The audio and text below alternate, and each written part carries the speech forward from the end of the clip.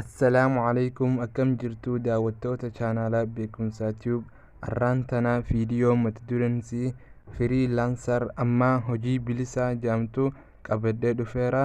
Viidiyoo kana yoo haga dhuma dhageeffattan beekumsa guddaa irraa argattu jedheen abdii qaba. Haga dhumatti nu waliin tura.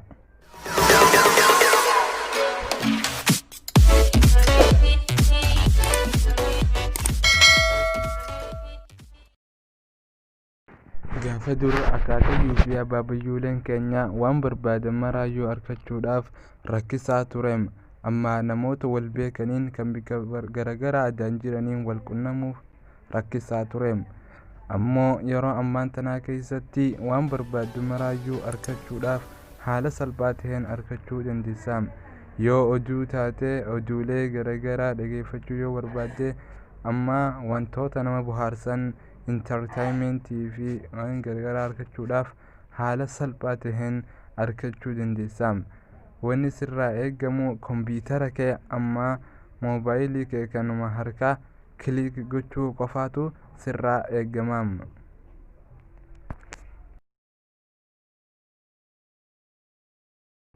Uummanni keenya barnoonni akka mana barumsaa qofatti argamu saham. Ammoo barnoonni garaagaraa gosa feete hundaanuu intarneeta keessaa argachuu hin dandeessa. Akkasumas intarneeta irraa dalagachuullee hin dandeessa. Yoo karaa mata duree keenyaa deebinee hojii firiilaanser eegaluudhaaf wanni sirraa barbaadamu guddaan kompiitaraa fi intarneetaa. Firiilaanser jechuun dalagaa bilisaatiim. Si mana kee taa'aa jiru hojjechuu dandeessa.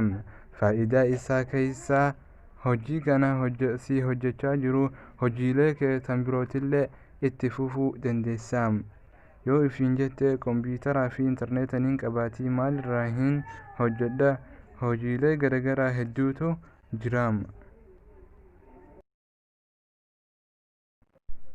Yoo nama footooshooppii beeku taate loogoolee garaagaraa hojjechuu hin dandeessa. Yoo diizaayinii beekte kitaabota garaagaraatiif kofarbiidii hojjechuu hin dandeessa. Maaliif yoo jette namni kitaaba katabu irra hedduminaan kofarbiidii inni ittiin hojjetu nama birootu itti hojjetaafi. Ammas yoo nama web diizaayinii beeku taate websaayitiilee garaagaraa bareechitee uumuu yoo dandeesse firiilaanser ta'uu ni dandeessa. Yoo viidiyoo animeeshinii beekte amma viidiyoo takka tan waraabamtee jirtu waan hin barbaadamne maraayyuu irraa murtee akka namni daawwachuu danda'u godhuu dandeesse firiilaanser ta'uu ni dandeessa. Hojiin firiilaanser beekamaan yuutuubiidha. Yoo yuutuub chaanal banattee waan namni barnoota amma faayidaa irraa argatu bifa HD ta'een bareechitee waraabdee upload gootee namni yoo si daawwate firiilaanser ta'uu ni dandeessa. Bakka tanarratti dhaamsa lamaan uummata keenyaaf qaba. Dhaamsi tokkoffaadha.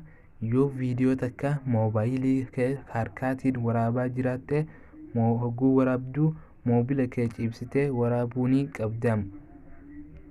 Dhaamsi lammataa kan hin qabuuf yoo viidiyoo takka ta'ammaan dura namni yuutuub irratti upload godhee jiraate takka lammada atilleen fuutee chaanala keetirratti upload gootee viidiyoo san faayidaa takkaayyuu irraa hin argattu. Yoo waa takkaayyuu hin beekne maal goota? Hoggu duraa namni waa takkaayyuu hin beekne hin jiru. Amma namni waa takka hojjechuu hin dandeenye hin jiru. Nama dandeettiin isaa sun bakka jirtu hin beeknetu jira. Yoo waa takkaayyuu hin beekne har'umaan tana yeruma ammaan tanaa keessa eegaluu hin dandeessa. yuutuubii keessa barnoota garaagaraa hedduu argachuu dandeessa. Appilikeeshinoota garaagaraa kan viidiyoon tolchan kan diizaayinii faan hojjetan web diizaayinii baruu yoo feete waa hundaayyuu argachuu hin dandeessa. Dirqamaami afaan si barsiisaniin beekuun wanni sirraa eegamu viidiyoo san laaltee waan inni godhu godhuu qofaatu sirraa eegama.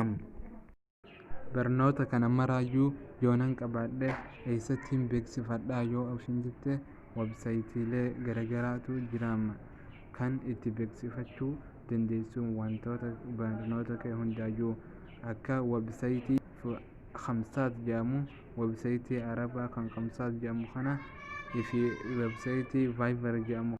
Akkuma maqaa isaatirraa beekamu $5 qofa baasteeti upload irra gootee beeksifachuu dandeessa. Haguusan namni garagaraa dhufee sirraa bitachuu danda'a. Beekumsa Tube, share, like, subscribe qofa godhuudhaan nu gargaara.